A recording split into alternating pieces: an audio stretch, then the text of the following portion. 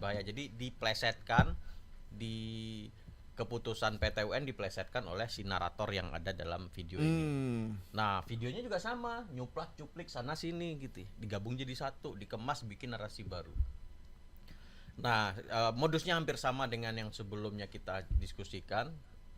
Ambil gambar dari mana-mana, dari iNews, dari media lain gitu ya, dari akun YouTube yang lain, dikemas, diambil penggalan kutipan, diposting, dikasih narasi. Nah, setelah tayang di YouTube, ini kemudian disebarkan linknya di akun YouTube. Nah, kemudian udah kemana-mana lah habis itu. Ini ceritanya, dan ini hoax yang apa ya, dari video ya yang beredar di YouTube aslinya. Di Suara Reformasi ini masih ada? Aku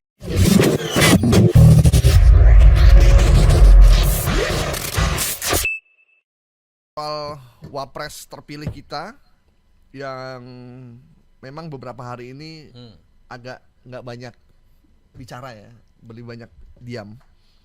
Nggak tahu kenapa, mungkin memang sedang fokus ke Solo. Gibran resmi batal dilantik sebagai wakil presiden. Bukan berarti itu informasi yang valid ya. Ini mesti kita cek dulu. Ini bisa muncul begini kenapa dan di mana muncul ini? Nah, ini pertama kali screenshotnya itu atau linknya ini diposting di Facebook ya, di akun Facebook. Kemudian kanal aslinya itu muncul di YouTube. Nama kanalnya itu Suara Reformasi. Nah, ini uploadnya 4 Mei 2024. Dan dalam informasi di sini itu dijelaskan narasinya ya, Gibran batal dilantik atas rekom PT UN. Dari judulnya lagi-lagi ini bermasalah, nggak lengkap, karena jurnalistik itu pasti pakai kata-kata kalimat efektif dan tidak pakai singkatan gitu ya. Nah, ini enggak, Gibran batal dilantik atas rekom PT UN. Rekom ini Rekom apa? itu bukan bahasa Indonesia Bahasa baku ya. Nah, nah ini dari sini sudah mencurigakan. Nah, ketika kita ulas isinya, ini hanya si Gayus Lumbun. Gayus Lumbun ini aja yang bicara, dan ini terkait dengan permintaan dia ke PT UN. Oh, waktu mengajukan ya? Waktu PDIP ngajuin tentang pencalonan Gibran ya? Pencalonan jadi dibatalkan. Tapi narasinya itu disebut seolah-olah PT UN-nya sudah memutuskan. Nah, ini yang berbahaya. Jadi diplesetkan di keputusan PT UN diplesetkan oleh si narator yang ada dalam video ini. Nah, videonya juga sama, nyuplak cuplik sana sini gitu, digabung jadi satu, dikemas bikin narasi baru. Nah, modusnya hampir sama dengan yang sebelumnya kita diskusikan. Ambil gambar dari mana-mana, dari iNews, dari media lain gitu ya, dari akun YouTube yang lain, dikemas, diambil penggalan kutipan, diposting, dikasih narasi. Nah, setelah tayang di YouTube, ini kemudian disebarkan linknya di akun YouTube. Nah, kemudian udah kemana-mana lah habis itu. Ini ceritanya, dan ini hoax yang apa ya, dari video ya yang beredar di YouTube aslinya. Di Suara Reformasi ini masih ada? Aku sudah cek tapi udah nggak ketemu akunnya. Oh, akunnya udah nggak ada? Udah nggak ada. Ini beredar 4 Mei kemarin. Akunnya udah hilang sama sekali tuh, Suara Reformasi? Udah hilang. Apakah disimpan dulu, dia nonaktifkan, saya nggak tahu nih. Oke. Suara Reformasi. Namanya sih bagus ya, Suara Reformasi ya. Cuman isinya hoax semua kali ya. Oh, masih ada. Masih ada. Sama semua ini ceritanya. Berarti memang dia memproduksi hoax ya. Ya, dilihat dari, nah sama dengan obrolan kita sebelumnya. Dia sekarang mengelaborasi Vina juga. Oh iya, akhirnya ditangkap, dihukum. Berarti ini Suara Reformasi akun dengan motif yang paling utama adalah ekonomi ya kayaknya. Iya, nyari duit ini, atau nyari klik ya, nyari viewer ya. Nyari clickbait untuk mendapatkan viral dan AdSense yang lumayan banyak ya kira-kira ya.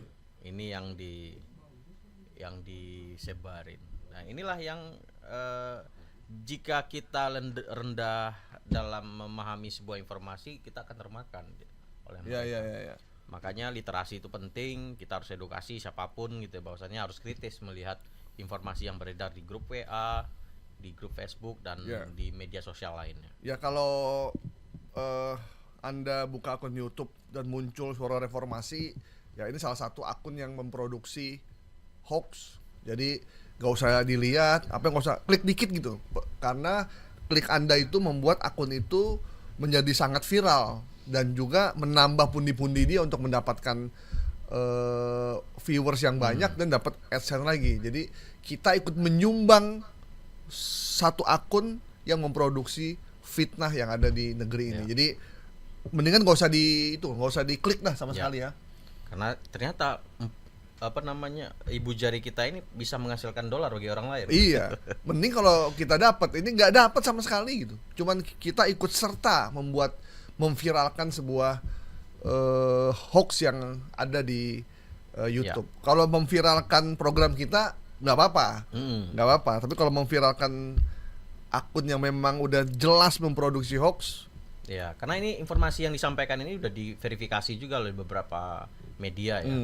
Menanyakan ke ketua MPR apakah benar ada pembatalan. Malah informasi sebaliknya, nggak ada alasan kuat untuk membatalkan kata dari ketua MPR Bambang Susantono. Ya, jadi ini sebenarnya beritanya dari PDIP yang melaporkan ke PT UN proses pencalonan Gibran. Ya. Karena kalau urusan pemilu itu hanya ada di KPU dan di Mahkamah Konstitusi. Kalau PT UN itu lebih ke administrasi. Gitu. Jadi nggak akan mengubah apapun. Jadi ketua MPR bilang Bambang Susatyo ya bilang nggak ada kasus pembatalan, kemudian disuruh sebaliknya nggak ada bukti yang bisa membatalkan hasil pemilu. Oke. Baik. Informasi Gibran resmi batal dilantik sebagai wakil presiden RI, kita nyatakan hoax ya. Sepakat ya? Sepakat. Oke. Sampai sejauh ini Pak Prabowo dan Mas Gibran masih menjadi calon presiden terpilih presiden dan wakil presiden sampai nanti dilantik di MPR.